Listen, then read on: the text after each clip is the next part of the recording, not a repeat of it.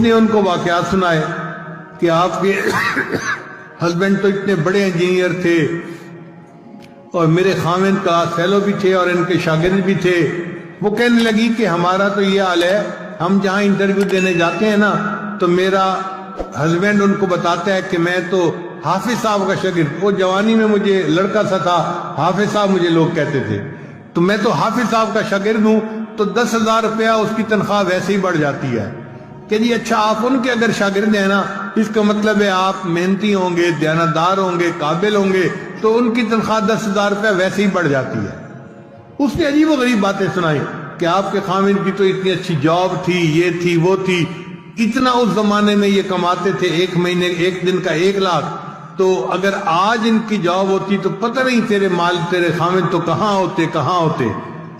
خیر عورتیں تھی آپس میں باتیں کرتی رہیں.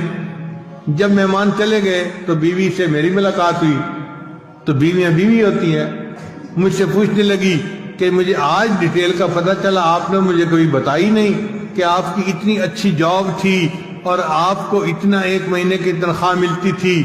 تو میں نے کہا کہ کیا اللہ نے اب مجھے کاریں بہاریں نہیں دی ہوئی؟ کہنے لگی ہاں دیا ہوا تو اللہ نے سب کچھ ہے. میں نے کہا پھر پریشانی کس بات کی؟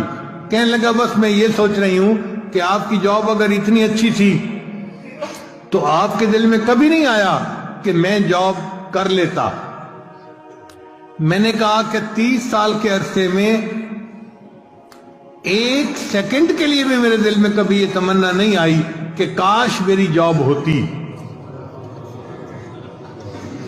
تو پھر وہ ذرا میرے اور قریب ہو گئی اور میرا ہاتھ پکڑ کے کہنے لگی آپ مجھے سچ سچ بتائیں نا، کبھی خیال ہی نہیں آیا. میں نے کہا واقعی میرے دل میں کبھی خیال نہیں آیا. کہنے لگی کیوں خیال نہیں آیا؟ میں نے کہا سچ بتاؤں کہ مجھے بڑے کی نوکری کر کے ایسا مزہ آ گیا ہے، اب چھوٹوں کی نوکری کرنے کو دل ہی نہیں چاہتا.